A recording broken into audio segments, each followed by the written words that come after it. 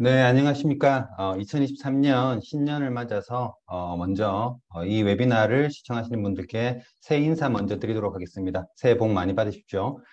오늘 상장 기업의 상장 폐지 예방 전략, 특히 상장 폐지 사유배열 대응 방안, 특히 사례 등을 중심으로 해서 설명을 진행하려고 합니다. 저는 법무법인 린의 로앤파이낸스 융합자문팀의 팀장으로 재직하고 있는 남광민 회계사입니다. 그리고 오늘 저와 같이 저희 법무부 린의 전문위원이신 엄세용 박사님께서 함께 해주시겠습니다. 네, 반갑습니다. 네. 자, 그러면 우선적으로 우선 제 소개를 간략히 드리도록 하겠습니다. 오늘 설명드린 남광민 회계사는요, 고려대학교 경영학과를 졸업하고 이후 공인회계사 라이선스를 취득해서 3일 회계법인 재무자문본부에서 약 11년간 근무를 하였습니다. 재무자문본부에서 뭐 여러 업무를 많이 했지만 특히 상장기업 또는 구조조정 절차를 많이 업무를 수행했고요. 11년 근무한 다음에 현재 법무법인 린에 조인해서 참여해서 로앤파이낸스 융합팀을 창설해서 팀장으로 열심히 일을 재직하고 있습니다. 제 주 업무는 상장기업의 이슈 방어입니다. 그래서 첫 번째로는 상장 폐지라든지 또는 공시 이슈 등을 방어하는 상장기업 자문을 하고 있고요. 두 번째로는 기술 특례 상장 자문을 하고 있습니다. 기술 특례 상장이라고 매우 최근에 핫했던 그런 섹터라고 할 수 있는데 기술성은 있지만 자금을 유치하기 어려운 기업을 상장 시장으로 올려서 자본시장을 이용해서 자본시장을 이용해서 자금 유치를 하게 하는 기술 특례 상장 자문도 하고 있고요. 세 번째로 재무적 공공에 빠진 기업에게 그 투자 유치 또는 영업적 회생을 도모하는 재무적 구조조정 절차인 기업 회생 절차도 자문을 하고 있습니다. 그래서 제 자문 영역을 보시면 첫 번째 뭐 상장 유지 자문이지만 상장 폐지 방어, 어려운 상장 폐지에 계류된 어려운 기업을 도와주는 것. 그다음에 기술 특례 상장. 기술력은 있지만 자본력이 부족한 기업을 상장으로 올릴 수 있게 도와주는 것. 그 다음에 재무적 공공에 빠진 기업들을 도와주는 기업회생 절차라고 해서 저는 대체적으로 어려운 기업을 지원해서 기업을 갱생시키고 기업의 영업을 정상화하는 이런 업무를 많이 수행하고 있습니다.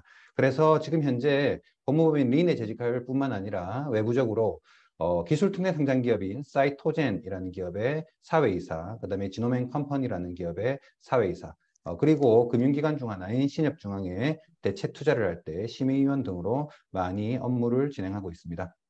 제일 밑에 제 이메일 주소가 있습니다. 질문이 있으시거나 하는 분들은 그 기업의 이슈에 대해서 저와 같이 논의를 할 수 있었으면 좋겠습니다. 자, 다음 페이지 저희 엄세용 위원님, 엄 박사님 간략하게 소개를 드리겠습니다. 엄 박사님.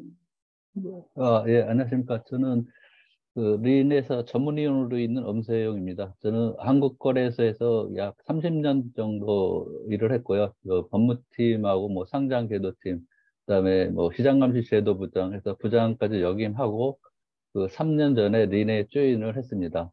그 거래소에 있는 동안 그 여러 가지 뭐 규정이나 제도를 많이 다루었고, 특히 자본시장법 제정 당시에 그 TF에 참여해서 그 현행 자본시장법 그 탄생에 뭐 일조를 한 게 좀 기억에 남습니다.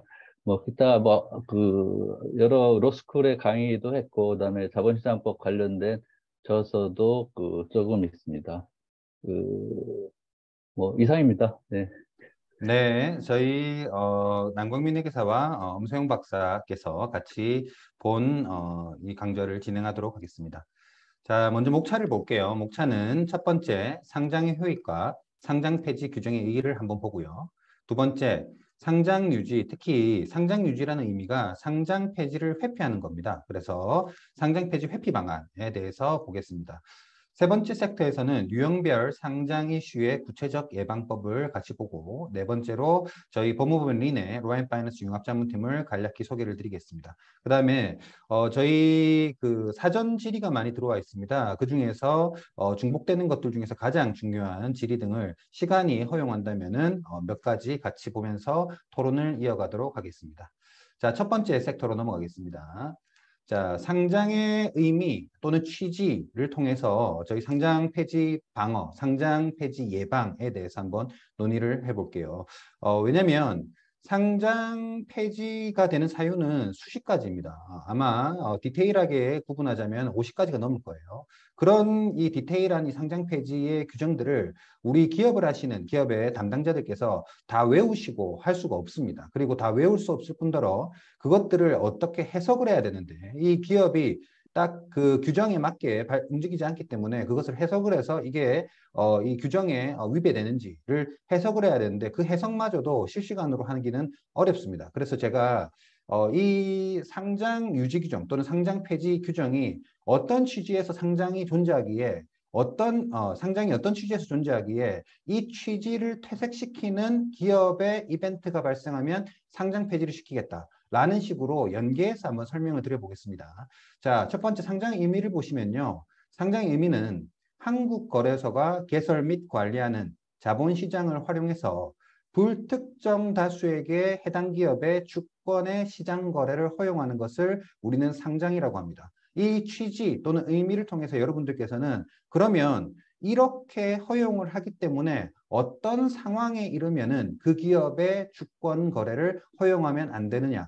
안 되는가, 즉 상장 폐지를 시키는가를 연계해서 한번 같이 보시는 게 좋아요. 자, 첫 번째 문단을 한번 볼게요. 자, 방금 말씀드린 의미에서 앞단 한국거래소가 개설 및 관리하는 자본시장을 활용한다. 라는 말은 누군가가 지금 현재 관리를 하고 있죠. 오른쪽 내용을 보시면 개설 관리하고 하는 자가 있다는 것은 그 개설 관리를 하는데 관련한 법규 또는 규정이 있다는 것을 의미합니다.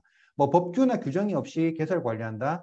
지금 현재 저희 상장 시장에 상장된 기업이 1000개가 넘고 그 기업들의 주권을 거래하는 외국인, 기관, 그다음에 소액 투자자까지 해서는 아마 수백만 명이 이를 겁니다. 그런 다수의 이해관계자가 존재하는 이런 시장을 어떤 규정이나 법규가 없이 관리한다? 말이 안 되죠. 그렇기 때문에 당연히 이 시장을 관리하는 최상위법으로서 물론 상법도 있지만은 자본시장법 그리고 그 자본시장법에 특히 상장시장, 이 거래소 시장만을 규제하는 거래소 규정이 존재하고 당연히 존재해야 되는 걸 알 수 있습니다. 그러면 연속적으로 말씀드리면 상장을 아무나에게 주는 것이 아니기 때문에 최초의 상장, 비상장 상태에서 상장을 하기 위해서도 거래소가 제정한 규정을 충족해야 됩니다. 굉장히 규정 다양하고 아주 강합니다. 그것들을 굉장히 이 타이트한 규정들을 모두 충족해야 됩니다. 그러면 상장을 하고 나면 어떤 행위를 해도 되느냐? 어떤 행위를 해도 상장 폐지가 되지 않느냐? 그러면 안 되겠죠. 당연히 상장할 때도 규정을 충족해야 하고 그다음에 상장을 하고 나서도 이 회사가 주권이 거래될 수 있을 정도의 충분히 우량한 회사라는 것을 충족시키기 위해서 이 규정들을 상장 유지 규정들을 충족을 해야 됩니다. 자, 그러면 상장 유지 규정이 있느냐라고 물어보실 수가 있는데 상장 유지 규정은 없습니다. 왜냐하면 어떤 규정을 충족하면 상장을 유지시켜 줌이라는 것을 허용해버리면 그 규정만을 충족하고 나머지에서는 굉장히 훼손돼 버린 기업의 한 섹터는 괜찮지만 다른 곳들이 전부 다 위배돼 버린 이런 상태가 있을 때 이 기업에 대해서 상장을 폐지할 것이냐 그것들을 규제하기 굉장히 어렵기 때문에 상장은 어떤 규정을 충족할 때 폐지하는 게 아니라 어떤 규정을 충족할 때 유지시켜주는 죄송합니다. 다시 상장은 어떤 규정을 충족시켰을 때 유지하는 게 아니라 당연히 모든 아주 정상 상황이 있어야 되고 어떤 상장 폐지 규정에 걸리면 상장 폐지 이슈가 발생하게 됩니다. 이렇게 다른 것들이 아주 괜찮더라도 아주 상황이 좋더라도 상장 폐지 규정의 트리거라고 하는 그 이벤트를 건드리게 되면 기업에서 건드리게 되면 굉장히 힘든 그 상황인 상장 폐지 사태에 계류되게 되는 겁니다. 자, 밑에 보시면 상장 유지한다는 것은 아주 우량한 기업으로서 이 시장 거래자들에게 주권을 거래할 수 있게 하는 것이다. 그렇기 때문에 상장 유지는 상장 폐지 사유가 지속적으로 회피된 채 관리가 되고 있는 상태, 즉 상장 회사로서 지속 가능 경영이 유지되고 있는 상태를 말한다고 할 수 있습니다. 자, 다음 페이지에서 계속 볼게요. 자, 그러면 첫 번째로 거래소가 관리하는 시장 알겠어. 자본시장법도 존재하고 한국거래소 규정도 존재한다라는 걸 알겠고요. 그러면 의미 위에서 보면 한국거래소가 개설 및 관리하는 자본시장을 활용해서 자, 여기 중요한 단어가 또 나옵니다. 불특정 다수에 의한 거래라는 것이죠. 자, 그러면 불특정 다수. 자, 오른쪽 내용 같이 볼게요. 만약에 제가 어떤 기업의 주식을 사고자 한다면 제 굉장히 아까운 금쪽 같은 돈을 투자해야 되죠. 제가 그 기업의 주식을 산다면 저는 당연히 그 기업에 대해서 많은 정보를 얻어야 할 겁니다. 여기 지금 들으시는 많은 청취자분들께서도 만약에 집을 산다 그러면 그 집에 여러 번 가가지고 또는 공인중개사도 물어보고 인터넷에 검색해보고 하시죠. 그 뭐 집이 아니더라도 간단한 물건 쇼핑을 하더라도 여러분들께서 여러 가지 가격과 디자인 이런 것들 다 검증을 하실 겁니다. 그러면 수백만 원 또는 수천만 원, 더 뭐 나아가 수억에 이르는 이런 금액을 이 기업에 투자한다면 여러분들께서는 당연히 그 기업에 대해서 매우 디테일한 정보를 아셔야 될 거예요.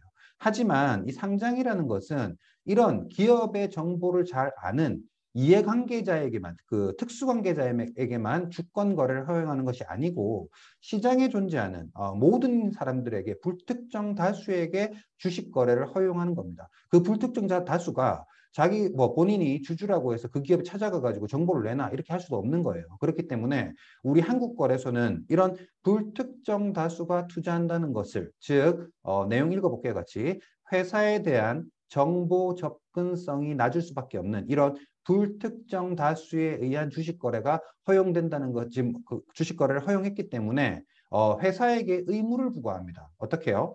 불특정 다수라고 해서 정보를 차별하지 말고 이 회사를 잘 아는 사람과 같이 동등한 정보를 주어야 된다라고 해서 자 밑에 화살표 외부자에 대해서 즉각적인 그리고 필요시는 주기적인 정보 공개를 자율이 아닌 의무로 부과합니다.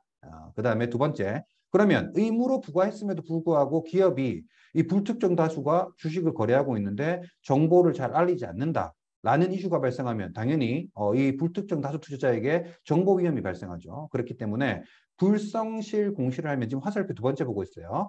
불성실 공시를 하면 투자자에 대해서 위험이 발생하기 때문에 당연히 제재를 해야 됩니다. 그래서 불성실 공시에 대한 제재, 벌점 그리고 심지어는 제재금, 금액도 부과하게 됩니다. 자, 일부 벌점을 주었고 제재금도 부과했음에도 불구하고 이 기업이 계속해서 정보 공개를 하지 않는다.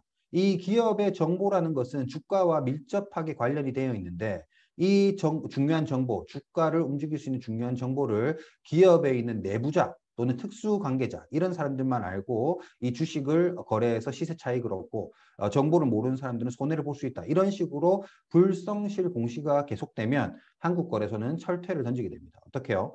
불성실 공시벌점 누적이 무려 15점 이상, 이 정도면 굉장히 많은 아주 중요한 불성실 공시 또는 불성실 공시가 계속되는 거예요. 이 개선 여지가 없다는 거죠. 이렇게 15점 이상이면은 주권을 거래 정지시켜서 이 기업에 대한 주식을 살 수 없게 만들게 됩니다. 이게 상장 폐지 위험이 발생한 것이죠. 실질 상패 사유가 되고 또 공시를 하는데 그 마지막 줄이에요. 공시를 하는데 제공 정보가 신뢰성이 없는 경우도 있습니다. 뭐 예를 들어 대표적으로 이 기업이 본인들의 실적을 손익 실적은 손익계산서, 그다음에 재무 상태는 재무 상태표를 공시를 하는데 이 재무 제표가 제대로 되지 않았어요. 외부 감사인이라는 전문가가 들어가 봤더니 여기에 감사 범위 제한으로 감사를 못했어. 이 회사는 재무제표가 이렇다지만 내가 보기에는 하나도 증거가 없어 라는 상태 또는 광범위한 부정이 발생할 수 있어 라고 하면은 당연히 그 외부 감사에는 이 재무제표에 대해서 의견 거절이라는 감사 보고서를 내게 됩니다. 자, 의견 거절이 발생한 이 재무제표는 투자자가 신뢰할 수 없는 재무제표고 이러한 재무제표를 보고 불특정 다수 투자자가 거래를 하면 안 됩니다. 그렇기 때문에 이런 상황에서도 당연히 상장 폐지를 시키게 되는 상장 폐지에 계류를 시키게 되는 것이죠. 이렇게 정보가 공개가 돼야 되는데 즉각적으로 공개되지 않고 불성실하게 하면은 실질적 상장 폐지 사유에 계류되고 그다음에 재무제표 등으로 그 굉장히 중요한 이런 정보가 신뢰성이 없게 또는 뭐 그 누락이 되게 중요한 부분이 누락이 되게 이런 식으로 공시를 하게 되면 당연히 또 상장 폐지 위험이 발생하게 됩니다. 자, 위에 박스를 한번 보시면요. 자, 제가 줄 거는 즉각적인이라는 뜻을 한번 보시면 즉각적인이라는 뜻은 공시기한이 존재한다는 의미입니다. 밑에 두 번째 박스를 보시면 자, 제가 실제 벌점이 발생한 기업의 공시를 일부 캡처를 해놨어요. 이 투자 판단 관련 주요 경영사항을 지연 공시했다는 사유로 벌점이 부과되었습니다. 그런데 보시면 어떻죠? 사유 발생일이 2023년 1월 2일이에요. 그런데 공시를 2023년 1월 3일, 즉 하루 늦게 했다는 이유로 당연히 벌점이 부과됩니다. 왜? 그 하루 사이에 이 기업의 내부 정보를 알 수 있는 자들은 이미 이 주식을 거래해서 이 불특정 다수와 다르게 정보 비대칭 상태에서 시세 차익을 올린다든지 아니면은 그 굉장히 안 좋은 이슈, 안 좋은 공시다라고 하면 이미 주식을 팔아버림으로써 본인의 손실만을 회피하는 이런 식의 상황이 벌어지기 때문에 굉장히 즉각적인 공시를 요구합니다.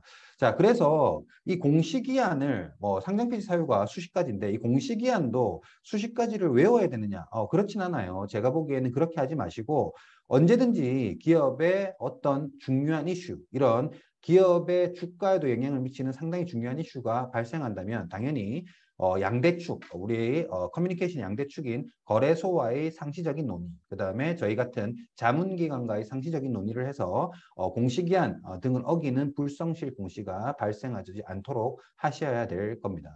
자, 두 번째 주기적인 재무제표 같은 경우에는 하루아침에 작성되는 것이 아니기 때문에 그 작성 시간을 고려해서 상장 기업 같은 경우에는 분기, 반기, 그 다음에 결산기 이런 식으로 주기적으로 공시를 하게 만들어 놨습니다. 물론 사업보고서 같은 아주 중요한 이 공시 자료는 만약에 불성실 공시 또는 공시 누락을 하게 되면 바로 상장 폐지 사유가 되는 굉장히 중요한 공시 누락이라고 할 수 있습니다. 그러면 불성실 공시했을 때 벌점이 어느 정도냐? 코스닥 같은 경우에는 벌점 15점 이상이면은 상장 폐지 사유에 계류가 되고요. 그다음에 유가증권 상장기업, 코스피 기업 같은 경우에는 15점이면 도저히 안 되겠다라고 해서 관리 종목이라는 걸 지정해서 경고를 하고 관리 종목을 지정했음에도 불구하고 또 15점의 벌점을 맞게 되면 개선의 여지가 별로 없다는 것이죠. 그러면 이런 기업은 주권이 거래되게 하면 안 됩니다. 그래서 상폐 계류시켜서 거래 정지시키고 상장 실질 심사에 들어가게 됩니다. 자, 이게 상장의 의미 두 번째, 불특정 다수에 의한이라는 것을 위배하였을 때 상장 폐지 사유가 발생하는 사례라고 할 수 있겠습니다. 자, 세 번째로 주권의 시장 거래를 볼게요. 자, 의미와 함께 보고 있습니다. 주권의 시장 거래. 자, 오른쪽 보시면 주권은 저희 재무상태표가 자산을 살 때 이 자산을 살 자금을 우리 기업은 타인 자본, 즉 부채로 조달할 수 있고 자기 자본, 즉 자본으로 조달할 수가 있습니다. 저희 주권이라는 것은 자본의 가치라고 할 수 있어요. 그러면 주권은 자본의 가치인데 만약에 이 자본의 가치가 없는 상황이 되면 주권 자체가 가치가 있다고 할 수 있느냐라는 겁니다. 그래서 만약에 이 자본의 가치가 없거나 없을 수 있는 상황이 되면 이런 주식을 거래하는 사람의 투자자에게 투자 위험이 발생하기 때문에 한국거래소는 또 경고 및 거래 정지를 시키게 됩니다. 자, 밑에 보시면 자본 잠식률이 50% 이상이면 자본이 많이 잠식됐죠. 지금 이 개선해야 됩니다. 그럼 관리 종목으로 경고를 하고 2년 연속 자본 잠식률 50% 이상. 이미 1년 차에 경고를 하였는데 2년 차 또 발생했어요. 개선이 안 된다는 뜻이죠. 그러면 당연히 상장 폐지 위험을 발생시킵니다. 이렇게 한국거래소 규정 중에서는 한 번 1년에서는 관리 종목을 주었는데 2년 차에도 개선이 안 되면 상장 폐지로 들어가는 경우도 굉장히 많아요. 그렇기 때문에 2년 연속 자본 잠식률 50% 이상. 자, 그다음에 자본 전액 잠식 또는 완전 자본 잠식이라고도 합니다. 자본 전액 잠식 상태가 확인이 되면 이것은 그 기업의 자산보다 부채가 많은 거예요. 즉, 그 기업의 자산을 다 팔아도 타인 자본을 상환할 수 없는 상태. 즉, 당연히 자기 자본의 가치는 0인 상태가 형식적으로 발생하기 때문에 한국거래소는 이런 기업에 대해서 투자가 굉장히 위험하다고 판단하고 바로 즉시 거래 정지를 시켜서 형식 상태에 계류를 시키게 됩니다. 자, 이 부분은 상당히 중요합니다. 자, 위에 박스 보시면 자본 잠식률의 공식은 한번 보시고요. 그런데 두 번째 보시면 자본 전액 잠식 또는 자본 잠식이라고 되어 있는데 자본 잠식이 왜 중요하냐면 우리 기업, 회사가 이게 컨트롤하기 어려운 경우가 많습니다. 왜냐하면 자본 잠식이라는 것은 예고하고 오는 게 아니고요. 또는 우리 기업 같은 경우에는 이번에 실적이 안 좋아서 자본이 많이 잠식됐어. 하지만 상장 폐지 사유 정도는 아닐 것 같아라고 그 기업 내부적으로 판단을 했어요. 하지만은 이슈가 될 수 있습니다. 왜?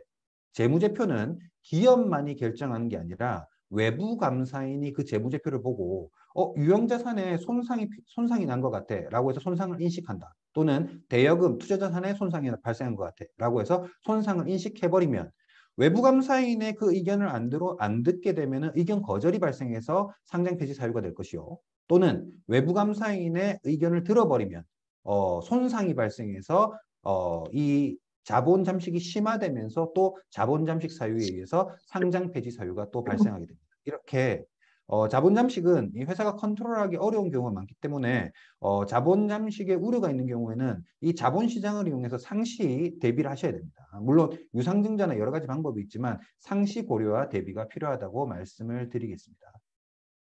자, 이렇게 해서 요약을 해볼게요. 자, 상장의 의미로 본 상장 폐지 계류 사유의 요약인데, 밑에 있는 사유들이 가장 중요한 사유입니다. 자, 상장의 의미, 불특정 다수에 의한, 그렇기 때문에, 부과되는 의무가 있다. 어떤 의무가 부과되죠? 정보 공개, 철저한 공시. 그리고, 제공하는 정보는 당연히 신뢰성이 유지해야 될 것. 정보 공개가 안 된다라고 하면은 벌점 누적으로 상장 폐지 사유 계류. 그다음에 정보가 신뢰성이 없다.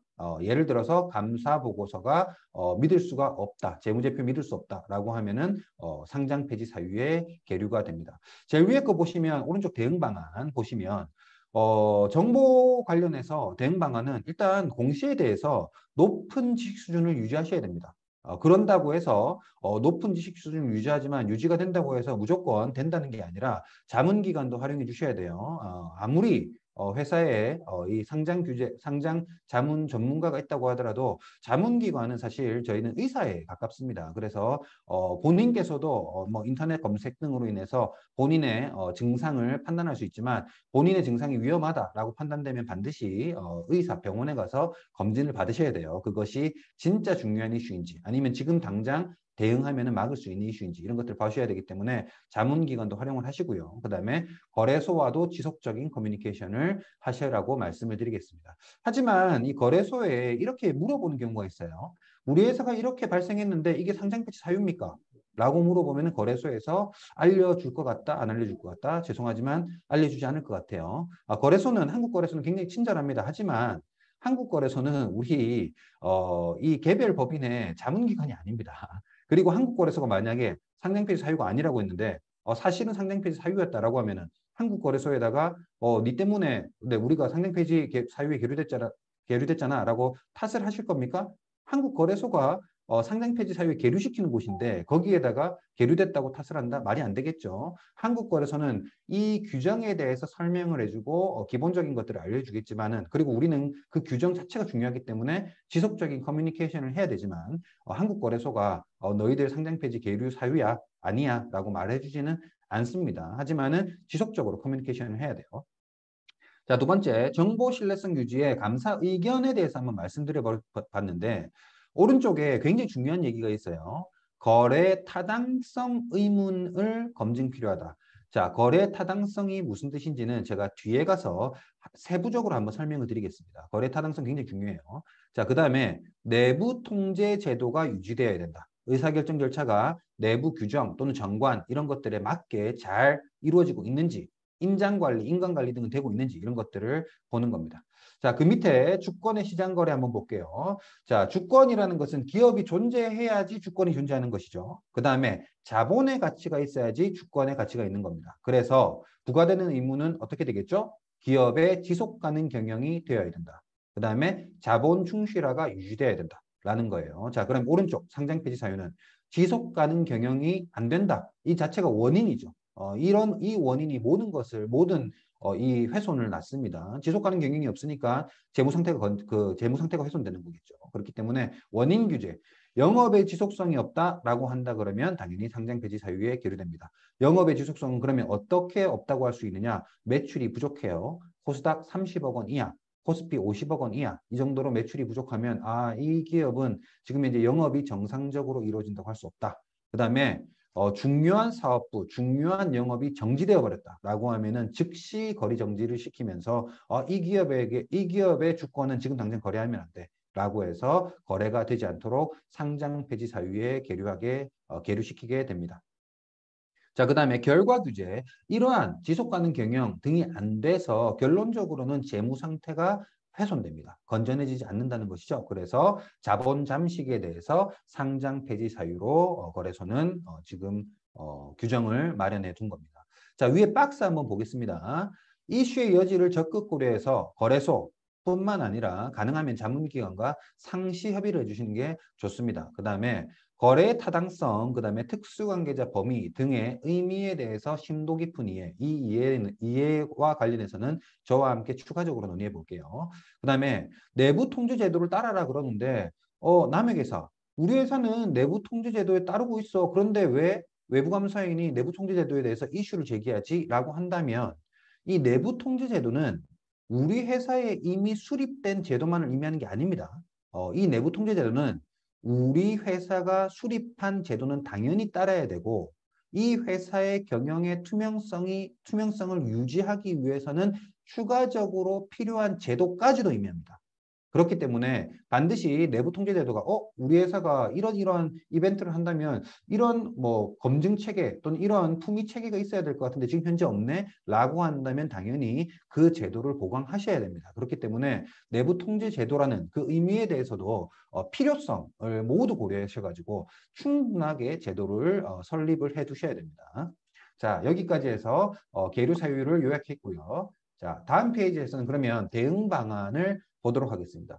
디테일하게 하나하나씩을 대응할 수 있겠지만 저는 이 상장 기업이 유지되면서 건강하게 상장 기업으로 존재하기 위해서 한국거래소라는 이 질병관리청이라고 할 수 있겠죠. 이 한국거래소라는 이 규제기관의 담당자를 잘 알고 규정에 대해서 깊은 지식을 계속 유지하셔야 됩니다. 그 다음에 자문기관은 뭐겠죠? 당연히 검진센터라고 할 수 있습니다. 그래서 실제 기업에서 일어나고 있는 것을 자문기관과 실시간으로 계속 검토하면서 상장의 이슈에 계류되지 않도록 계속 지속적인 관리를 해주시면 좋겠습니다. 자, 위에 박스 보시면 상장의 효익을 지속적으로 누릴 수 있도록 상장률을 유지를 위한 죄송하지만 비용이 들어요. 물적 노력은 필수입니다. 왜냐하면 일단 상장 이슈에 계류가 되면 검진료와 비교할 수 없는 정도의 대규모의 인적 물적 비용이 소요됩니다. 그리고 이런 일정 물적 비용을 소요한다고 해서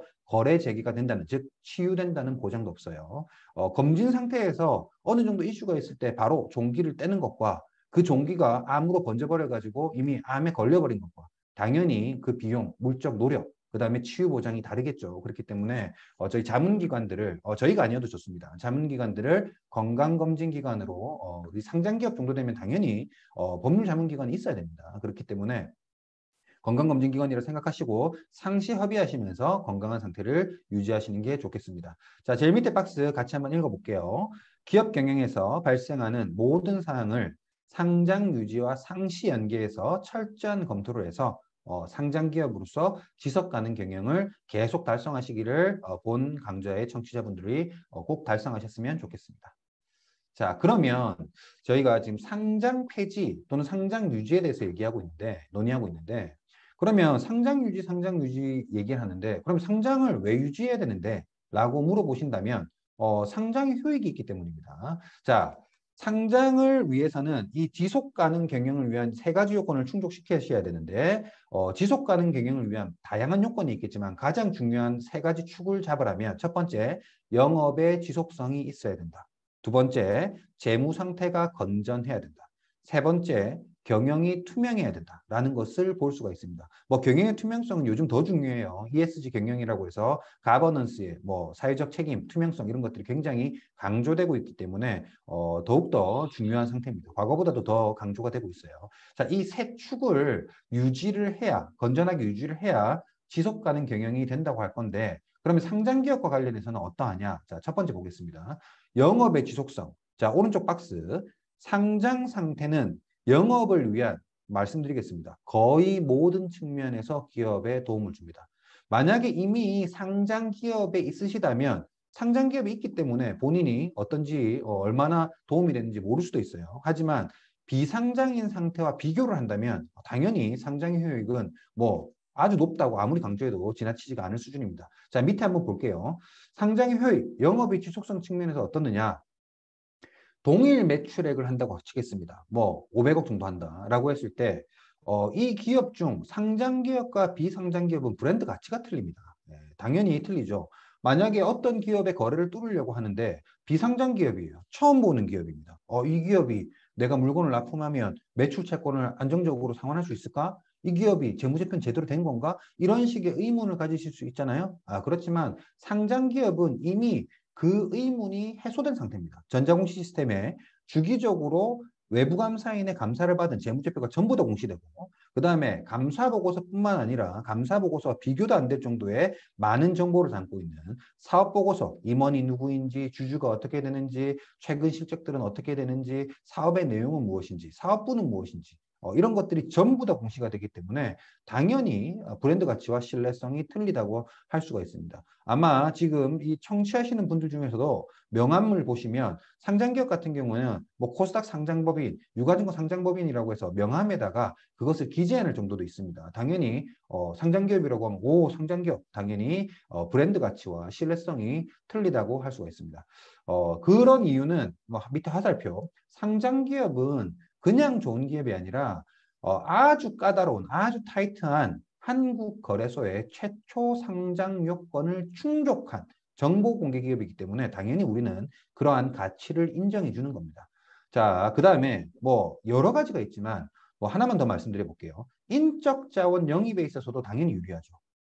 같은 기업인데 제가 만약에 취업을 하는데 같은 규모의 기업인데 하나는 상장 기업이고 하나는 비상장 기업입니다. 그러면 제가 만약에 두 기업에 모두 입사가 가능할 때 어디로 입사를 할까요? 당연히 상장 기업에 입사를 더 선호하는 그런 경향이 있겠죠. 그렇기 때문에 뭐 인적 자원에 있어서, 뭐 매입에 있어서, 매출에 있어서, 뭐 거의 모든 영업의 측면에 있어서 상장 상태는 매우 유리한 상태라고 할 수가 있습니다. 그래서 우리는 상장을 유지하고자 하는 겁니다.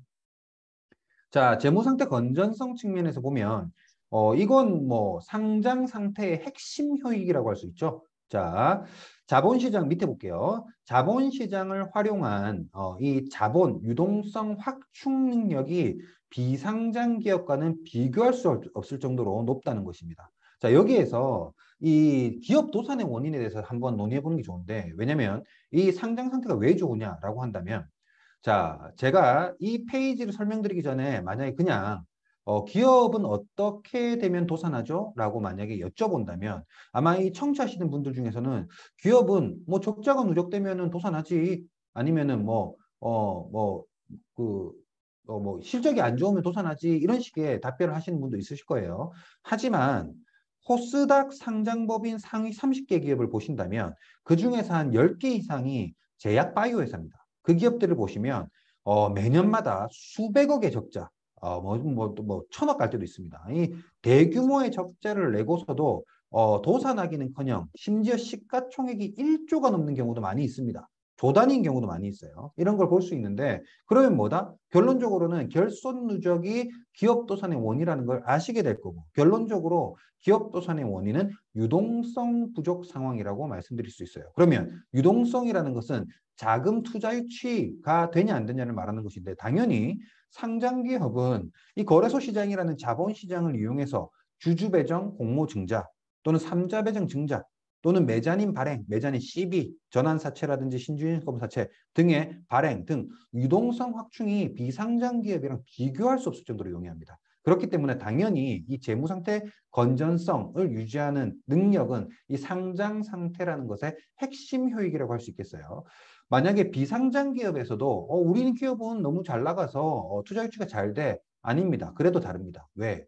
그 비상장 기업은 만약에 투자 유치를 할 때 우리 기업의 가치가 500억이야. 우리 기업의 가치가 1000억이야. 라고 설득하셔야 되죠? 당연히 상대방은 투자하는 상대방은 더 저가의 투자 유치를 투자를 하기를 원할 겁니다. 그렇기 때문에 본인 기업의 가치가 어느 정도 되는지 설득해야 돼요. 비상장 기업은. 하지만 상장 기업은 설득할 필요가 없죠. 왜?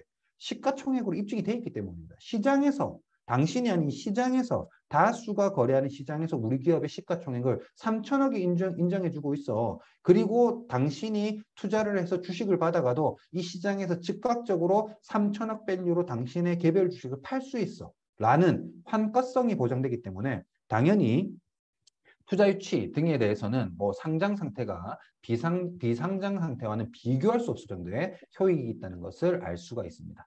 자, 마지막으로 경영의 투명성을 한번 보겠습니다. 경영의 투명성은 상장 상태 유지 요건이에요. 만약에 경영의 투명성이 훼손돼 버린다.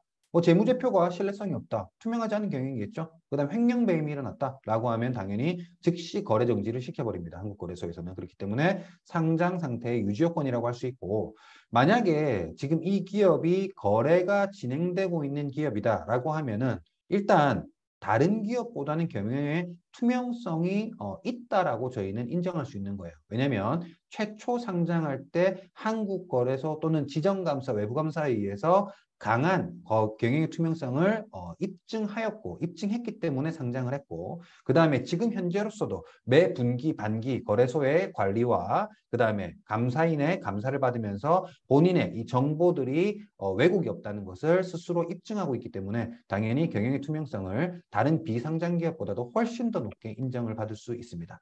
자, 이렇게 요약을 해서 상장 상태를 유지한다는 것은 이 지속 가능 경영의 요건, 즉 영업의 지속성, 재무 상태 건전성, 경영의 투명성을 충족하고 있다는 것을 의미하기 때문에 우리는 이 지속 가능 요건을 충족함으로써 계속 상장 상태를 유지해야 됩니다. 자, 여기에서 제가 말씀드리고 싶은 것은 제가 영업의 지속성, 재무 상태 건전성, 경영의 투명성이라는 세 가지 큰 카테고리를 썼습니다.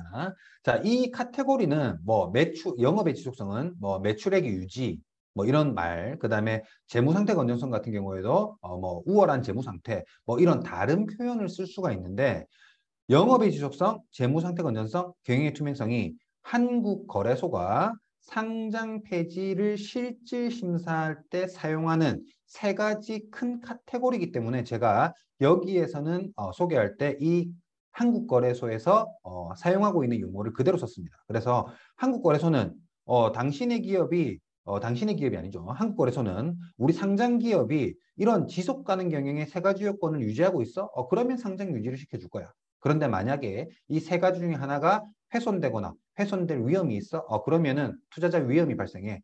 불특정 다수 투자자에게 위험이 발생하기 때문에 나는 거래 정지를 시킬 거야 라고 해서 상장 폐지에 계류를 시키게 됩니다. 세 가지 큰 축을 잘 기억해 주셔야 돼요.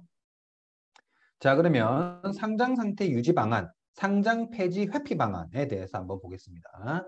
자, 첫 번째, 최초 상장 때 이미 굉장히 강도 높은 심사를 받기 때문에 이 심사를 통과해야 된다라고 하는 것인데, 일단 이 최초 상장에 대해서는 굉장히 절차가 많고 하기 때문에 여기에서는 간략하게 이 페이지만 소개시켜주면서 넘어가도록 하겠습니다. 핵심은 지정감사를 통해서 외부감사인의 적정 의견을 받고, 그 다음에 두 번째, 재무요건 및 경영 투명성 요건을 충족하는 것입니다.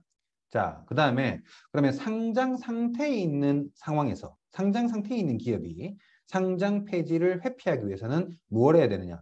보이죠? 표에 세 가지 큰 축, 영업의 지속성, 재무 상태 건전성, 경영의 투명성. 오른쪽에 있는 거 이미 설명드린 게 많아요. 영업의 지속성, 매출액이 충분해야 된다. 대규모 손실이 나면 안 된다. 그 다음에 재무 상태가 매우 안 좋고 영업의 지속성이 어려운 기업이 회생 절차를 신청하게 되는데 이 회생 절차마저 기각을 당했다. 회생 절차에서 제출한 회생 계획가 마저 불인가가 나서 회생 폐지가 되어버렸다. 라고 한다면 이건 뭐 한국거래소에서 도저히 인정해 줄 수 없는 상태가 된 겁니다. 그래서 이것은 상장 주권 거래를 하는 위험이 아니라 이 기업의 진정한 지속 가능성의 위험이에요. 그렇기 때문에 당연히 회생 절차가 기각되거나 회생 계획안 불인가가 되면은 상장 폐지 사유가 될 수밖에 없는 것이겠죠. 재무상태 건전성에서는 자본이 잠식되었다. 주권 가치가 없어 보인다. 자기 자본이 10억 원을 미달해서 곧 주권 가치가 없어질 것 같아. 시가총액이 40억 미만이라서 거의 없는 상태. 그 다음에 최종 부도, 은행 거래 정지. 유동성이 너무 부족해서 은행에서 아예 거래를 해주지 않는다. 그러면 현금으로 거래할 겁니까? 100억, 200억을? 그건 아니죠. 당연히 이렇게 되면은 영업도 안 됩니다. 그렇기 때문에 채무 불이행 상태가 거의 확정된 상태. 이런 상태에서도 상장 폐지 사유가 되고요. 경영의 투명성, 정보 공개의 불성실, 정보 미공개, 사업보고서 등 미제출하는 것이죠. 그 다음에 정보의 신뢰성이 부족하다. 정보를 제공하긴 했지만 믿을 수 없어. 이런 경우에는 당연히 투자자 보호를 위해서 거래 정지를 시키고 상장 실질 심사를 할 수밖에 없게 됩니다. 물론 감사보고서 의견 거절은 형식적 상장 폐지예요. 즉시 상장 폐지 사유에 계류가 됩니다. 실질 심사가 아니라 이것을 해소하기 전까지는 거래 재개가 안 되죠. 뒤에서 형식적 상장 폐지와 실질적 상장 폐지도 한번 같이 보도록 하겠습니다. 자, 그 다음에 또 말씀드리고 싶은 게 그럼 남의 계사, 남광민의 계사. 그러면 이러이러한 상황만 회피하면 되는 건가? 라는 식으로 이렇게 디테일하게 접근하는 경우가 있는데 이 제목을 보시면 이슈로 인해서 상장 위험이 발생을 하면 이 상장 위험으로 인해서 다른 이슈가 또 발생하는 악순환이 지속되게 됩니다. 그렇기 때문에 어떤 상장 이슈가 발생했을 때는 종합적으로 검토를 받으셔야 되고 한국거래소도 종합적으로 심사를 하게 됩니다. 자, 그래서 밑에 보시면 이슈로 인해 상장 위험이 발생하면 상장 위험으로 인해서 이슈가 또 발생해버리는 악순환이 지속된다. 라고 돼 있고 밑에 박스 상장 위험이 발생하면 통상 다른 이슈가 순차적으로 발생한다. 상장 위험이 발생한 기업에 대해서 한국거래소의 심의는 매우 철저한데 특히 이 상장 적격성 실질 심사는 철저할 뿐만 아니라 종합적 심사라는 것을 반드시 이해를 하셔야 됩니다. 만약에 여기 종기가 났어. 이 종기만 떼면 돼? 아니요. 그렇게 접근하지 않습니다. 종기가 난 상태를 종합적으로 봐서 전부 다 개선을 해야 됩니다. 자, 그러면 어떤 얘기인지 사례를 들어서 한번 말씀드려 볼게요.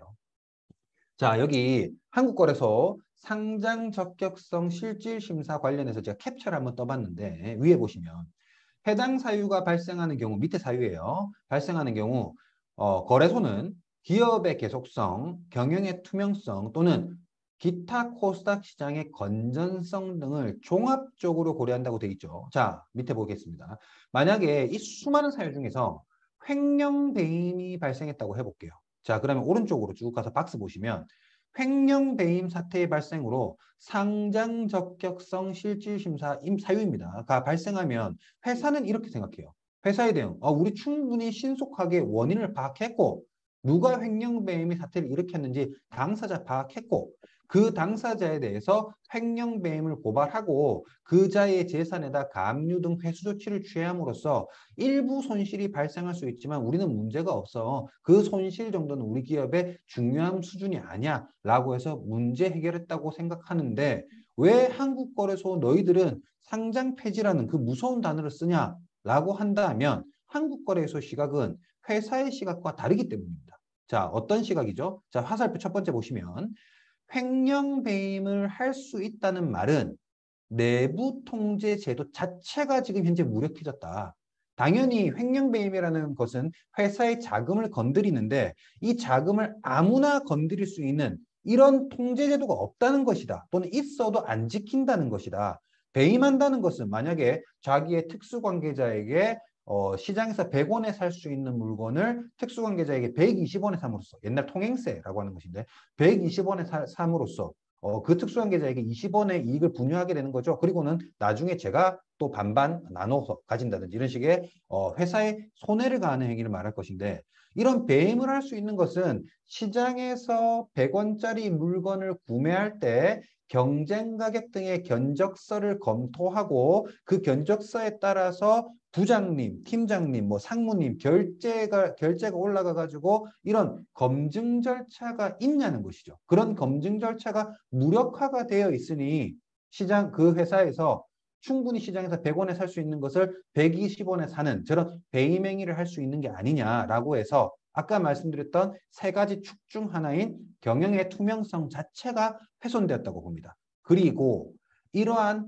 횡령 배임을 할 수 있는 환경이었으면 지금은 드러나지 않았지만 숨겨진 횡령 배임이 또 있을 수 있고 그로 인한 자산의 이탈이 있었다면 자본도 훼손됐을 것이다. 당연히 재무제표 신뢰성, 재무상태 건전성, 경영의 투명성 모든 이슈가 나오죠. 그렇기 때문에 종합적인 심사를 할 수밖에 없는 겁니다. 그래서 상장 적격성 실질 심사 사유, 만약에 아까 말한 횡령배임이란 종기가 났다라고 하면은 몸 전체를 보게 됩니다. 몸 전체를 보고서는 건강한지를 반드시 확인하고 모든 이 투명성 관련 이슈에 대해서 재고를 하게, 재구성을 하게 거래소는 만들게 되죠. 완벽하게 근절이 되었다고, 이슈가 근절이 되었다고 판단하여야지만 거래 재개를 허용해 줍니다. 자, 이렇게 문제가 이걸로 끝나지 않고요. 더 심한 문제 또 나오는데 외부 감사인은 또 어떤 시각을 보는지 말씀드릴게요. 만약에 횡령배임이 발생했다고 하면 외부 감사인은 이 회사의 내부 통제제도, 그 내부 통제제도의 핵심 중에 하나라고 할 수 있는 내부 회계 관리 제도, 회계 처리와 관련해서도 이게 적정하지 않네라고 해서 그러면 이러한 회사의 회계 처리는 마음대로 작성됐을 거 아니야 라고 하면서 회계 정보의 전체를 의심해 버리게 됩니다. 그리고 이런 횡령배임이 또 있을 수 있잖아.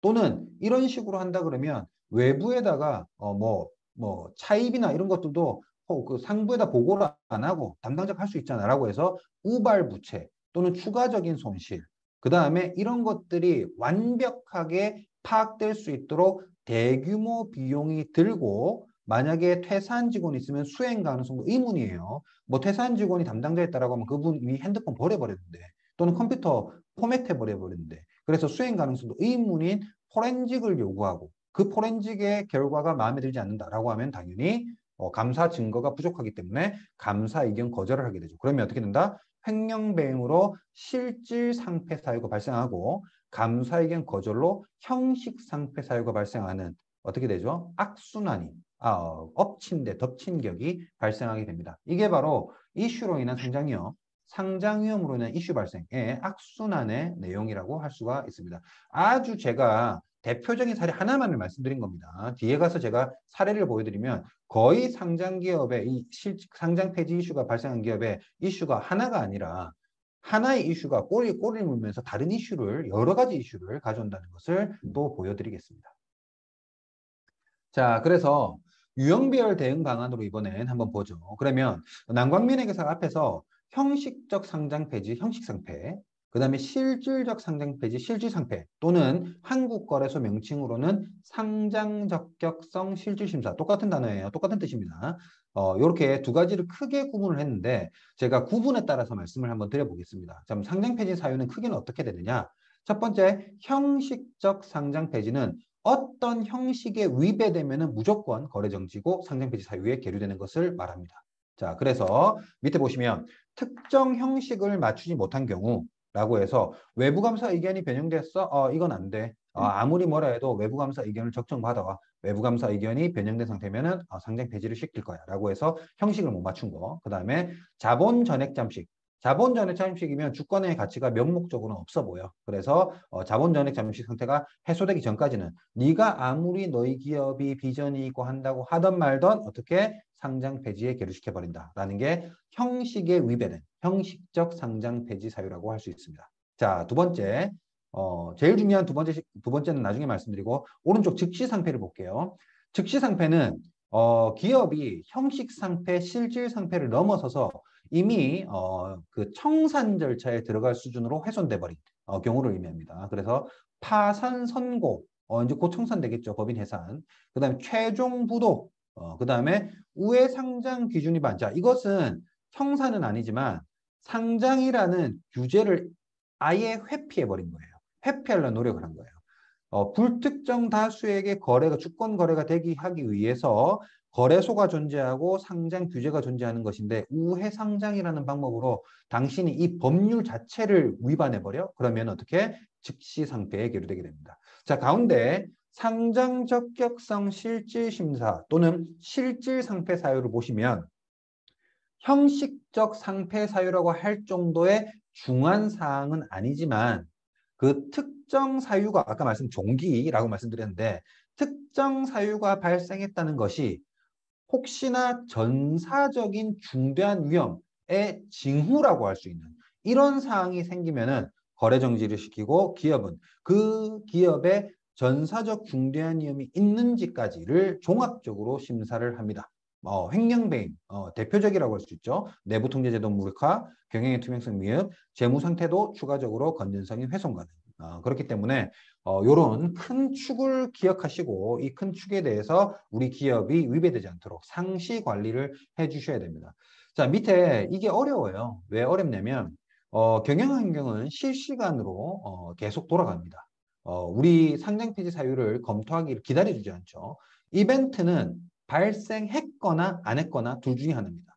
할까 말까가 아니라 이미 발생을 해버렸어요. 그러면 상장 폐지 사유에 계류가 돼버리기 때문에 굉장히 쉽지 않습니다. 예고하고 오는 게 아니라는 것이죠. 그래서 제가 다시 말씀드리지만 수십 가지 되는 상장 폐지 사유를 암기하지 마시고 이슈가 있을 수 있는 사항, 영업의 지속성, 재무 상태 건전성, 경영의 투명성 세 가지에 대해서 이슈가 있을 수 있는 사항에 대해서는 이거 좀 애매한데 라고 하면은 상시 자문기관과 협의하시면서 그것이 상장 폐지 계류의 트리거가 되지 않음을 지속적으로 확인하시면서 상장으로서의 기업을, 상장 상태의 기업을 유지하시는 것을 저희가 제안드리는 겁니다. 자, 그럼 유형별 대응 방안에서 좀 디테일하게 한번 설명을 드려볼게요. 첫 번째, 형식적 상장 폐지 사유, 형식 상패. 자, 외부 감사 의견 변형을 예로 들어서 한번 말씀을 드려보겠습니다. 자, 첫 번째, 철저한 감사 증거. 지금 감사 시즌이에요. 이제 결산이 진행될 거고 2월부터 3월까지 우리 상장 기업들은 감사 보고서를 제출하기 위해서 많은 노력을 하셔야 될 건데 철저한 감사 증거를 발생 때마다, 이벤트 발생 때마다 기중에 준비하셔야 됩니다. 기말 또는 지금이라도 준비하셔야 됩니다. 자, 이 감사인을 매번 감사의견 거절이 나오면 와, 우리 감사인이 이것도 이해 못하고 우리한테 너무 억울하게 감사의견을 안 준다라고 하시는데 이렇게 접근 자체를 하지 말아 주시길 바라요. 왜냐하면 아주 보수적인 감사인의 입장이라는 것을 이미 견지하시고 시작하셔야 됩니다. 자, 위에 박스 한번 볼게요. 부실 감사로 인한 이슈 발생 시 외부 감사인은 감사 보수와 비교할 수 없는 수준의 과징금을 맞게 되고 해당 감사인은 형민사적 징계를 받게 돼요. D사 같은 경우에는 그 감사인 이사가 지금 현재 형사적으로 해서 구속이 돼버렸죠. 그렇게 됩니다. 그래서 외부 감사인의 태도는 보수적일 수밖에 없고 감사 증거로 입증되지 않는다. 아무리 회사가 설명해도 자기가 보기 아니겠다라고 하면은 감사 범위 제한을 던질 수 있습니다. 이런 외부 감사인의 입장을 반드시 이해를 해주셔야 돼요. 제가 3.1회 법인에 재직할 때 3.1회 법인에서 부실 감사 이슈가 터진 적이 있습니다. 그때 3.1회 법인에서 그 해당 회사에 대해서 감사 보수를 약 8천만 원 정도를 받은 것으로 알고 있는데 그 회사의 부실 감사로 인해서 이 주주들이 그 3.1회 법인의 적정 의견 감사 보고서를 신뢰하고 그 기업에 주식 투자를 했고 그런데 알고 보니까 분식회계였다라는 것을 몰랐다는 이유로 즉 뭐가 감사 보고서를 신뢰한 주주들이 그 감사 보고서를 신뢰해서 주식 투자를 해서 손실을 입었다는 이유로 주주의 대표 소송이 들어왔고 그때 당시에 아마 8천만 원 정도가 됐던 걸로 기억하는데 그 8천만 원 감사 보수를 받고 2년 동안 8천 1억 6천이겠죠. 1억 6천만 원의 감사 보수를 받고 감사했던 3.1회 법인은 그 부실 감사를 이유로 1심에서 140억의 손해배상이 나왔고요. 항소해서 110억으로 확정됐습니다. 1억 벌고 110억 토해냈어요. 자, 이러면 이 감사인이 부실 감사를 할 수 있을까요? 감사인이 보수적인 입장을 가지지 않을 수 있을까요? 그럴 수가 없습니다. 당연히 외부 감사인은 저도 외부 감사인이었기 때문에 약간 옹호하는 입장일 수 있지만 외부 감사인은 이 회사의 재무제표의 이 신뢰성을 검증해 주는 것을 자기 직업으로 하고 있습니다. 그렇기 때문에 신뢰성을 검증할 수 없는 상태일 것 같아 라고 하면 당연히 의견을 줄 수가 없습니다. 그래서 기본적으로 외부 감사인은 보수적일 거야 라는 입장에서 외부 감사인이 충분히 설득할 수 있는 그 정도의 이해가능 여부를 고려해서 외부 감사인이 의문을 가질 수 있는 거래에 대해서는 자문기관과 상시협의회에서 그냥 회사에서 이거 맞는 겁니다. 이거 문제 없어요 라는 게 아니고 내부 검토 충분히 검토한 품위서 준비 그 다음에 이메일로 그 검토가 외부적으로도 또는 객관적 제3자로도 검토가 됐다는 회신, 그 다음에 이 법률기관 또는 자문기관과의 법률의견서, 회계의견서 등을 충분히 준비해서 감사 증거를 준비하시는 게 비용을 적게 들이는 방법입니다. 감사 의견 거절이 나오면 재감사부터 해서 뭐 몇 억 단위로는 뭐 말할 수 없는 10억 이상 뭐라고 할 수도 있는 제가 정확한 금액을 말씀드리지 않을게요. 대규모의 비교할 수 없는 비용이 듭니다. 그리고 그 비용을 들인다고 해도 거래 재개가 된다. 즉 우리 이슈가 치유된다는 보장이 없어요. 그렇기 때문에 반드시 실시간 이 자문기관들과 상장기업 정도 되면은 주치의가 있어야 되는 아주 중요한 기업가라고 할 수 있죠. 그렇기 때문에 자문기관과 협의를 하시기를 말씀을 드리겠습니다. 자, 두 번째, 거래 타당성에 대해서 한번 말씀을 드려보는데요. 최근 이게 너무나도 중요한 이슈예요. 가장 빈번한 의견 거절의 사유고 다음 페이지에서 계속 보겠습니다. 이 거래 증빙, 입출금 내용도 우리 이 거래를 했는데 봐, 계약서 있잖아. 그 다음에 이렇게 계약을 했고 입출금 됐고 재고자산 나가고 다 증거가 있잖아. 라고 하지만 감사의견 거절을 받을 수 있어요. 왜? 감사인이 물어봅니다. 시장에서 100원에 살 수 있는 것을 왜 당신은 이 기업에만 120원에 샀죠? 라고 물어봤는데 그것에 대답을 못해요. 이런 거래가 발생했다면 감사인은 이 거래는 타당성이 없습니다. 분명히 이것은 뭔가 이상한 점이 있습니다. 그것을 저희한테 해명해 주셔야 돼요. 그렇게 해명하지 못한다면 첫 번째, 이런 거래가 발생할 수 있도록 내부 통제 제도가 전혀 수립되어 있지 않습니다. 영역 투명성 없다는 것이죠. 그 다음에 두 번째, 이런 거래를 했다는 자체도 문제이기 때문에 우리는 감사 의견 거절을 주겠습니다. 라고 해서 말하게 됩니다. 자, 다음 페이지 한번 볼게요. 자, 다음 페이지에서 최근에 나온 감사보고서 사례를 한번 보겠습니다. 의견 거절의 근거라고 돼 있는데 뭐라고 돼 있냐면 자금 대여 거래 등의 타당성이래요. 그 다음에 회계 처리의 적정성이랍니다. 아주 모호한 단어예요. 타당하냐, 적정하냐, 거기서 어떤 근거로 이런 걸 말할 수 있느냐라고 하는데 우리는 2021년 12월 31일 작년이네요. 그럼 올해 작년이죠. 종료되는 회계연도에 재무제표에 대한 감사를 수행하는 과정에서 비정상적인 자금 대여 거래 등을 발견했다라고 합니다. 자, 그러면 자, 우리가 어떤 사람에게 자금 대여했어요. 자금 대여 계약서 다 썼고요. 자금 대여 입출금 내역 다 있고요. 이자도 받기로 했습니다. 라고 하면 이게 왜 문제냐라고 할 수 있겠지만 오른쪽 박스 갑니다. 자, 비정상적인 자금 대여. 자금 대여 계약서, 입출금 증빙 다 있을 수 있다는 거 알아. 그러나 대부업체도 아닌 우리 상장 기업이 왜 이런 대여를 했는지에 대한 타당성이 없어요. 그럼 물어봅니다. 그럼 저 기업에서 자금 대여를 해달라고 하는데 당신이 가만히 있는데 이 사람이 왔어요? 당신이 가만히 있는데 삼성전자에 자금 좀 대여해 주십시오라고 왔냐고요. 또 아니래요. 그러면 이분은 어떻게 아셨어요? 라고 물어보니까 답을 못하는 겁니다. 왜? 제가 개인적으로 알던 특수관계, 지인관계 이런 식의 본인의 이해관계가 걸린 이런 거래거든요. 그렇기 때문에 이런 거에 대해서는 이 타당성을 설명을 못해요. 그러면 당연히 외부감사에는 거래의 타당성이 없습니다. 모든 증빙이 있는 거 압니다. 하지만 타당성이 있기 때문에 의견을 줄 수가 없습니다라고 합니다. 그래서 우리 지금 기업에 재무 담당하시는 분들께서는 증빙만 있으면 적정 의견이 나올 거야. 그렇지 않습니다. 그렇기 때문에 반드시 타당성에 대해서 고려를 하셔야 됩니다. 자, 그리고는 보시면 이런 비정상적인 자금 거래 등을 발견하고 회계 부정으로 인한 재무제표의 왜곡 표시 가능성을 평가하기 위해서 무슨 말이죠?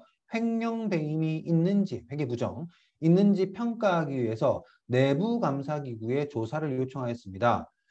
내부 감사기구는 외부 조사인에게 조사를 의뢰했습니다. 자, 이게 포렌직이라는 것인데 조사를 요청할 때 외부 감사인이 조건을 줍니다. 이거는 반드시 조사해야 함. 이렇게 했는데 그렇게 했더니 이 회사는 뭐라고 하죠?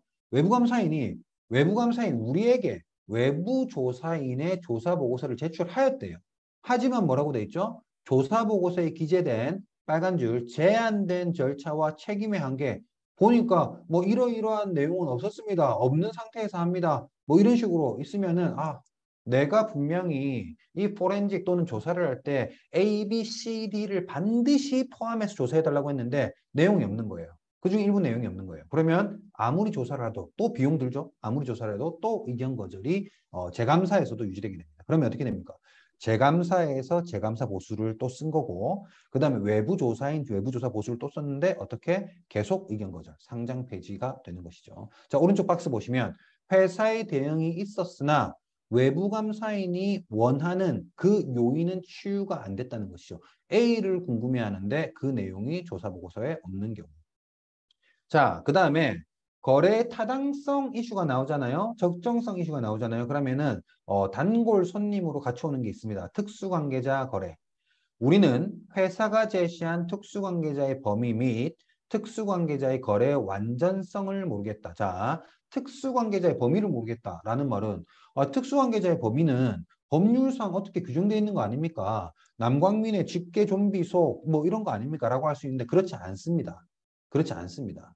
자, 오른쪽 박스. 특수관계자 주석 공시는 매우 중요한, 거의 주석 중에서 거의 제일 중요한 것 중에 하나입니다. 그래서 반드시 공시가 돼야 되는데, 자, 위에 보셨잖아요. 아까 시장에서 충분히 100원에 살 수 있는 원재료를 120원에 샀다라고 하면은 외부감사에는 뭐라고 한다? 당신 그 120원에 산 회사와 특수관계 있지? 특수관계가 없으면 이렇게 비싸게 사줄 이유가 없잖아. 특수관계 있잖아. 라고 하는 겁니다.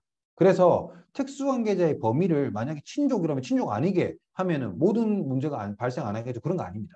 특수관계자의 범위가 법률상 범위, 친족, 투자 지분 관계 등만이 아니라 이런 거래를 아무리 친족이 아닌 사람을 명목상으로는 속칭 바지 사장이라고 그러죠. 바지 사장을 하던 말던 간에 이런 거래를 수행했다는 자체가 특수관계가 없으면 네가 그런 일을 할 리가 없겠지. 라는 판단이 되면 어떻게 하죠? 당신은 이 회사와 특수관계가 있어요. 그런데 물어보니까 회사에서 말을 못합니다. 왜? 특수관계자에게 저가로 살 수 있는 물건을 고가 매입하는 것은 횡령배인 그 자체거든요. 그렇기 때문에 특수관계가 없다라고 하는 거예요. 그러면은 외부감사에는 뭐라고 하죠? 특수관계자 범위가 완벽하지 않습니다. 완전하지 않습니다. 뭔가 누락된 것 같습니다. 라고 해서 또 의견 거절의 사유가 됩니다. 매우 중요해요. 지금 철저한 감사 증거를 준비하시는 거, 그 다음에 거래 타당성에 대해서 이해하시는 거 굉장히 중요합니다. 반드시 오늘 들으시는 회사의 그 담당자분들께서는 알아주셔야 됩니다. 자, 세 번째, 거래 타당성 이슈와 연관돼서 발생하는 거, 뭐 위에 말씀드린 것들 제가 설명드린 것과 같습니다. 그렇기 때문에 형식적 상장 폐지 사유 반드시 예방하셔야 되고 지금 현재 굉장히 중요한 시즌이라고 할 수 있습니다. 자, 넘어가고요. 그 다음에 형식 상장 폐지 사유에 한 가지만 더 할게요. 자본 잠식이라고 말씀을 드리겠습니다. 자본 잠식은 일단 자가 검토가 어렵습니다. 왜냐하면 본인이 우리 회사 자본이 아직 남아있네가 아니고요. 회사의 정확한 손실 규모는 우리 가결산 상태에서 확인되는 게 아니라 결산기가 지난 다음에 우리 외부감사인이 요구하는 손상검사 등이 전부 다 이루어져야만 확인이 됩니다. 그래서 우리 지금 자본이 50억 남았어. 그래서 문제가 안 될 것 같아. 그런데 외부감사인이 투자자산에 대해서 손상검사를 시키고 유형자산, 대여금, 선급금 이런 것들에 대해서 손상검사를 시켰더니 어떻게 그 손상액이 50억이 넘어버렸다라고 하면 어떻게 완전 자본 잠식, 즉 자본 전액 잠식이 되면서 바로 형식 상태에 들어가게 됩니다. 그래서 회사 영업자산의 손상은 비교적 예측이 용이해도 비영업자산의 손상, 투자자산 등에 대해서는 그 예측 불가를 가정하시고 자본 잠식은 우리가 파악하는 게 아니라 외부 감사인에 의해서 당하는 겁니다. 그렇기 때문에 상시 보수적인 입장에서 상시 자본 충실화를 노력을 하셔야 됩니다. 자, 위에 박스 빨리 한번 읽어볼게요. 대여금, 선급금 등의 자산 회수 가능성, 투자 주식의 손상, 유형자산의 손상은 회사가 인식한 것이 전부가 아니라 회사는 당연히 스스로는 좋다고 생각합니다. 그렇기 때문에 낙관적으로 보죠. 하지만 외부감사인 및 손상검사자에 의한 손상검사에서 대규모의 손상이 발생할 수 있기 때문에 문제가 된다. 또는 대규모의 손상이 발생 안 돼도 외부감사인이 봤는데 나는 이 손상검사의 결과가 수용이 안 됩니다. 내가 원하는 대로 가정을 바꿔서 손상검사를 다시 해주십시오. 라고 했을 때 그 외부감사인의 의견을 받아들이지 않는다면 외부감사인은 당연히 감사 범위 제한으로 의견 거절을 낼 겁니다. 또는 외부감사인의 의견을 수용해서 보수적인 가정에서 손상이 많이 발생해버리면 자본 잠식에 의해서 형식적 상장폐지 사유가 발생할 겁니다. 이렇게 자본 잠식은 당하는 것으로 인식하시고 보수적으로 봐주셔야 됩니다. 더 문제는 밑에 있는 자본 잠식의 악순환. 저희가 거래 상태, 주권 거래 상태면 상장이라는 지위를 이용해서 주주 공모 또는 삼자 배정 등으로 충분한 자본 확충을 할 수 있어요. 하지만 자본 잠식에 대한 대응 미흡으로 일단 자본 잠식으로 인한 거래 정지가 발생하면 거래 정지 상태의 기업에 대해서 누가 투자 유치를 해주겠습니까? 굉장히 불리한 조건으로 굉장히 상장 거래 재개가 될 때와는 비교가 안 되는 수준의 거래 투자가 될 수밖에 없어요. 그렇기 때문에 아주 좋지 않습니다. 그리고 투자 유치를 하더라도 불리한 조건으로 투자 유치했다가 최대 주주 지배권, 지분율이 희석되면서 경영권 분쟁 등 제가 말씀드렸죠. 상장 폐지 이슈는 또 다른 상장 폐지 이슈를 야기시킨다고요. 또 경영권 분쟁 등의 추가적인 이슈가 또 야기가 되게 됩니다. 그렇기 때문에 반드시 상장 상태를 유지시키는 것, 즉 상장 폐지를 항시 회피하는 것이 중요하다고 할 수 있습니다. 자, 실질적 상장 폐지 사유를 볼게요. 자, 너무 많아요. 너무 많기 때문에 읽어보시고요. 세 가지 영업의 지속성 또는 기업의 계속성이라고도 합니다. 영업의 지속성, 그 다음에 경영의 투명성, 재무상태 건전성은 상시 유지를 하셔야 된다고 말씀을 드리겠습니다. 자, 그러면 실질적 상장 폐지 사유는 다시 한번 말씀드릴게요. 이미 보셨던 페이지 또 있어요. 영업의 지속성, 재무상태 건전성, 경영의 투명성이라는 세 가지 축을 상시 건전하게 유지할 것. 자, 밑에 박스. 이슈 발생 후 치유를 생각하기보다 지속 가능 경영 유지를 위해서 상시 이슈가 있는지 없는지 보강하시고 부족한 거 미흡한 점 보강하시고 이슈가 발생했다라는 징후가 있으면 반드시 어떻게 밑에 자문기관과 협의하셔가지고 그 증상이 경미할 때 바로 치유하시는 게 제일 좋은 방법이라고 말씀을 드리겠습니다. 자, 그러면 또 똑같은 요약인데요. 다시 한번 볼게요. 자, 상장폐지 사유. 한국거래소 규정에 따른 상장폐지 사유는 수십 가지다. 또 이 수십 가지를 외우는 게 중요한 게 아니라 굉장히 어렵습니다. 그렇기 때문에 해석의 잘못에 따른 위험. 만약에 제가 규정을 좀 잘 알아요. 그래서 봤더니 우리는 아닌 것 같아 라고 했는데 그게 해석이 잘못되었다 라고 하면 어떻게? 바로 상장폐지 계류되는 거죠. 돌이킬 수 없습니다. 그렇기 때문에 해석의 잘못에 따른 위험 역시 회사의 부담이므로 세 가지 어떻게 합니까? 상장기업은 상시 한국거래소, 이 규제기관, 그 다음에 자문사, 자문기관과 커뮤니케이션 하면서 문제가 없도록 또는 징후가 있으면은 조기에 상장 폐지 사유에 계류되지 않고 근절 및 취해버릴 수 있도록 상시 대응을 하시는 게 좋겠습니다. 자, 이제 마지막으로 가고 있는데요. 오래 지나고 있어요. 계속 청취해 주셔서 감사합니다. 자, 사후적 상장 폐지. 상장 폐지 사유가 발생해 버렸다. 라면 어떻게 하느냐? 라는 것을 간단하게 설명드려 보겠습니다. 자, 프로세스. 첫 번째, 제일 왼쪽 상단 이 마우스 커서를 한번 써볼게요. 외부감사 의견 거절 또는 자본 잠식, 자본 전액 잠식 등의 형식적 상장 폐지 사유가 발생했다라고 하면은 그 사유를 해소해야 됩니다.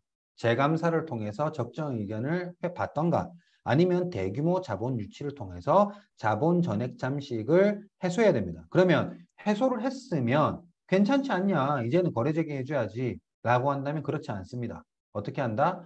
바로 상장 적격성 실질 심사에 회부해버립니다. 왜? 이런 감사 의견 거절이 나왔다는 거. 자본 잠식이 자본이 전액 잠식될 때까지 이 회사가 대응하지 않았다는 것 자체가 이 회사의 내부 통제 제도 등이 정상적으로 작동하고 있지 않다는 걸 의미하기 때문에 바로 상장 적격성 실질심사, 즉 실질상패 사유 발생이라 보고 실질심사를 진행하게 됩니다.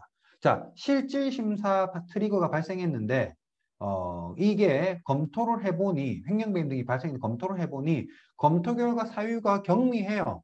라고 이 거래소가 판단하였다. 거래소는 실질 심사를 하게 되면 대규모의 자료를 요구합니다. 이 자료만 준비하고 거래소 요청 자료만 대응하는데도 거의 우리 재경팀이나 이 그 경영진이 마비될 정도 수준이에요. 자, 이런 검토를 해봤더니 검토 결과 한국거래소에서 징후가 있는데 정말로 이게 이 종기만 하나 있는 거네. 그리고 치유했네라고 해서 사유가 경미하다고 판단하면 주권 거래 재개를 해줍니다.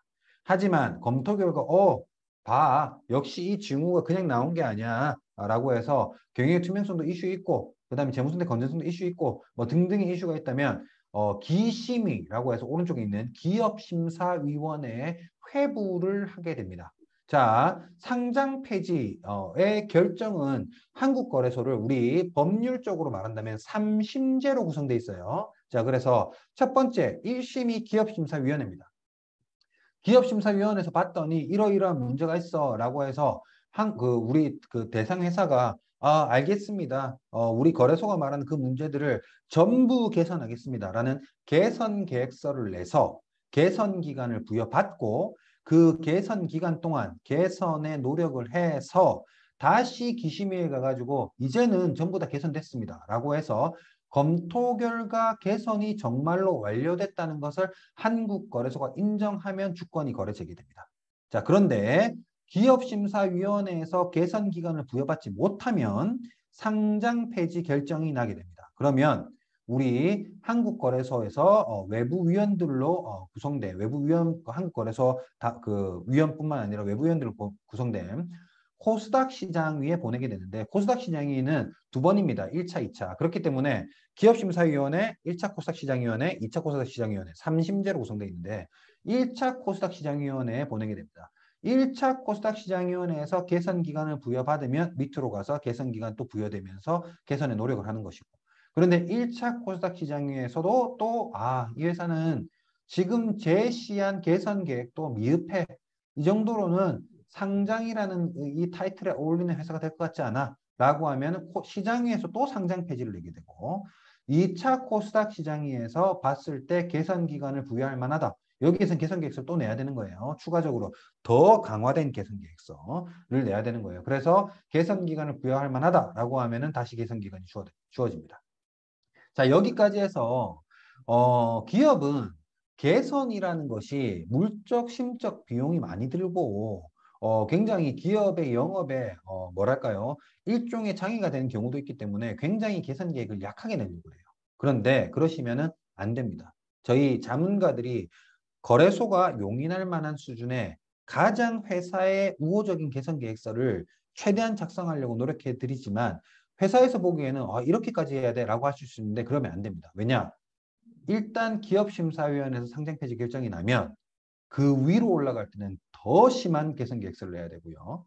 그 위로 또 올라갈 때 3심까지 가게 되면 정말 체질을 바꾼다고 할 정도의 아주 강도 높은 개선 계획을 내야 됩니다. 그렇기 때문에 가능한 한 우리 자율적으로 기업의 그 거래소에서 이 정도 개선 계획서면 회사가 개선에 노력을 한다고 할 수 있네 라고 인정해 줄 정도의 자율적으로 강도 높은 개선 계획을 1심에서 내서 기업심사위원회에서 개선 기간을 부여받고 그 개선 기간 동안 개선 노력을 해서 단기간에 거래 재개를 올리는 게 가장 좋은 방법입니다.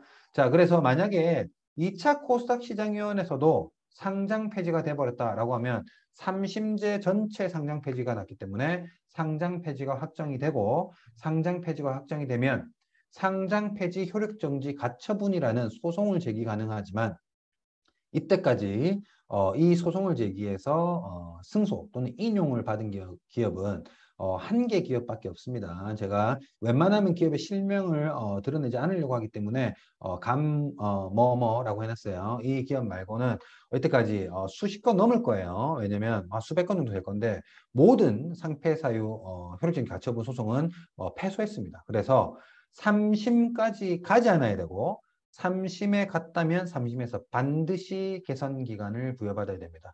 소송으로 대응한다는 것은 굉장히 위험한 의사결정이라고 할 수가 있겠습니다. 자, 그러면 상장 유지 자문 사례를 한번 볼게요. 저희 그 법무부인 리인에서 특히 제가 지금 현재 팀장으로 있는 로핀 팀, 로앤 파이낸스 융합팀에서 최근 2년간 동안만이에요. 최근 2년간 동안 저희가 그 전에도 계속 있고요. 최근 2년간 동안 저희가 상장 유지 자문을 했던 주요 사례만을 뽑았습니다. 모든 사례가 아닙니다. 주요 사례만을 뽑았습니다. 회사명 코스닥이 압도적으로 많죠. M사, C사, V사.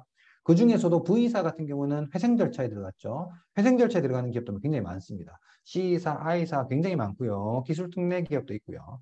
그다음에 코스피 같은 경우도 S사는 회생 절차는 아니지만 그에 준할 수 있는 워크아웃 등등이 있습니다. 자, 이 기업을 보여드리는 게, 이 표를 보여드리는 게 이슈가 하나가 아니에요. 자, 공시 이슈로 인해서 벌점을 먹고 거래 정지가 되니까 문제가 생겨서 경영권 분쟁이 발생하고 네가 잘했니 내가 잘했니. 그 다음에 경영권 분쟁이 발생해서 싸우다 보니까 상대방을 횡령 배임으로 걸고 왜 이 돈을 썼니 저 돈을 썼니.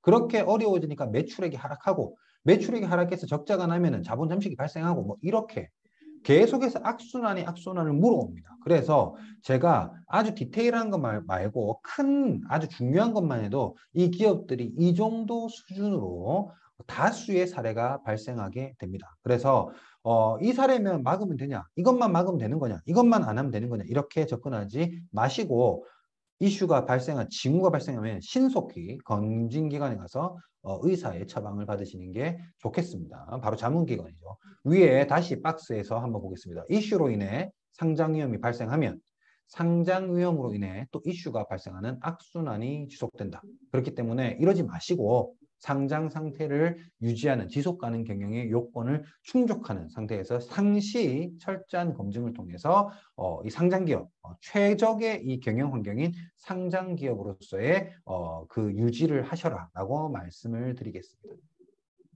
자, 마지막으로 저희 법무법인 린, 마지막은 아니에요. 아직 끄지 마시고 뒤에 Q&A 세션이 남아 있습니다.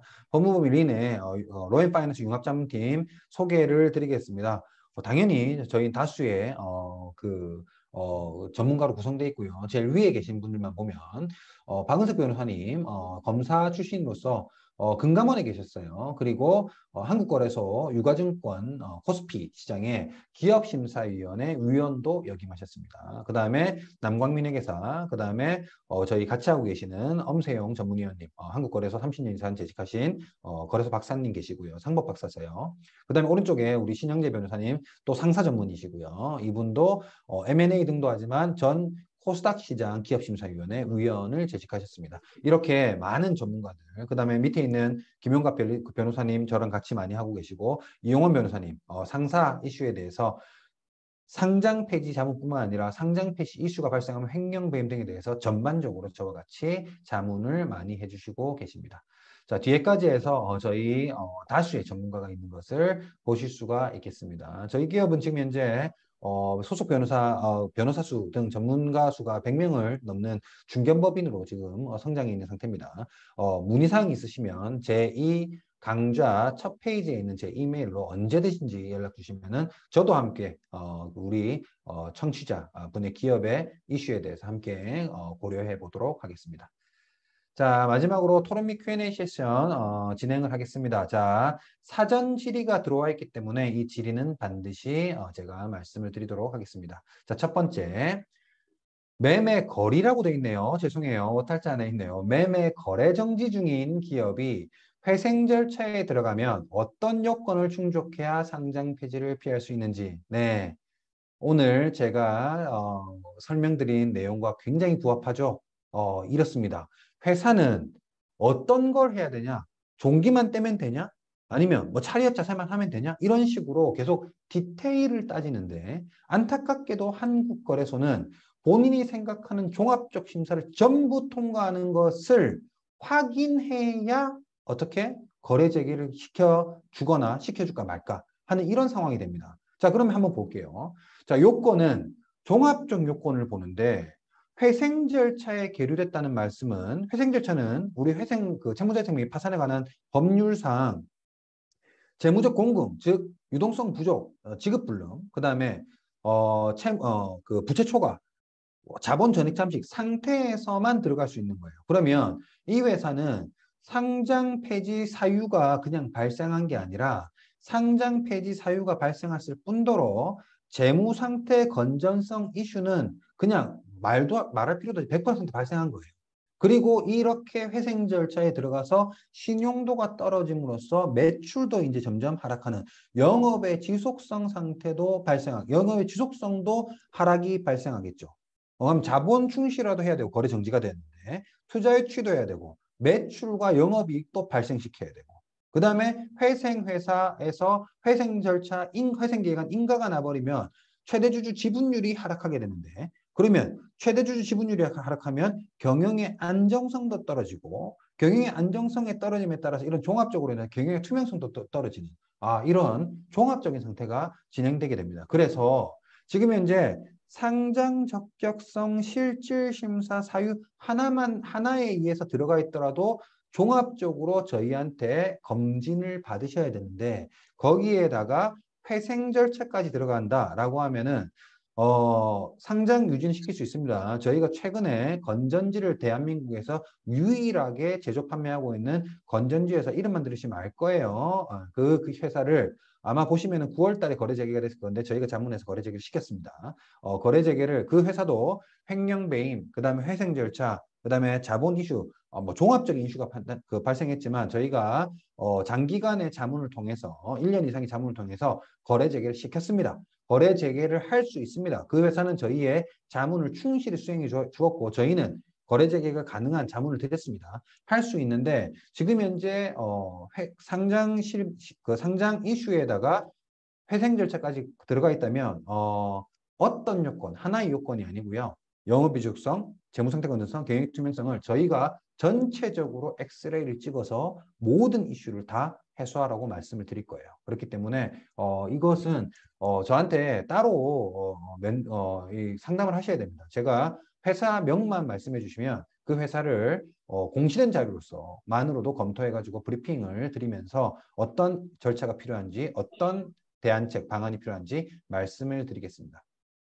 두 번째, 다양한 상장 폐지 사례 및 유형별로는 이미 충분히 말씀을 해드렸는데요. 이 같은 아프다는 거 하더라도 감기도 있고요. 뭐 다른 것도 있고요. 질병의 종류가 굉장히 다양하고 말씀드린 것처럼 상장 적격성 실질심사 사유만 해도 수십 가지입니다. 그렇기 때문에 이런 많은 사유에 대해서 이건 이렇게 저건 저렇게 이렇게 이건 종기만 떼고 이런 식의 대응 방안은 존재하지 않습니다. 일단 상장 이슈가 발생하면 거래소는 대규모의 자료를 요구할 것이고 그 대규모의 자료를 보고 이 회사에 미흡하다 생각하는 그 점들을 전부 다 이슈화해가지고 다 개선하게 만듭니다. 그거에 대해서 저희가 어떻게 개선 기간 내에 가능한 한 최소의 노력으로, 최소의 노력이란 말은 노력 안 하겠다가 아닙니다. 그 노력에 어느 정도 이 노력이 제한이 돼야 정상적인 영업이 가능해요. 만약에 회사가 전사 직원이 그 개선만을 하기 위해서 노력을 한다 말이 안 되죠. 영업을 해야 됩니다. 정상적인 영업. 그렇기 때문에 가능한 한 거래소가 충족할 수 있는 저희의 충분한 노하우를 이용해서 가능한 한 최적 대응 방안을 제시해 드리겠습니다. 자, 이렇게 해서 사전 질문까지 해서 오늘 4시 20분으로 해서 상당히 오랜 시간이 지났습니다. 참석자 18분, 17분께서 계속해서 청취해 주셔가지고 긴 시간 너무 감사하다는 말씀을 드리겠습니다. 혹시 이 유튜브에 추가적으로 질문이 있거나 또는 디테일한 다른 내용을 말씀해 주시면 저희가 저희 법무부인 린에서 2차 상장 관련해서 또는 기술투자 상장 또는 회생 절차 관련해서 2차 세미나를 계속 우리 청취자분들을 위해서 준비를 해 드리겠습니다. 그래서 오늘은 여기까지 해서 전체적인 설명들을 마치도록 하겠습니다. 질문 등 좋고요. 논의하실 사항 언제든지 저희 자문기관과 협의해 주시기를 바라면서 우리 청취하시는 모든 기업들 상장 상태로 지속 가능 경영, 상장 상태로 잘 먹고 잘 사는 이런 이 상태를 유지하시기를 반드시 기원하고 바라겠습니다. 오늘 여기까지 하겠습니다. 들어주셔서 감사합니다. 저희 법무법인의 남광민 회계사였습니다.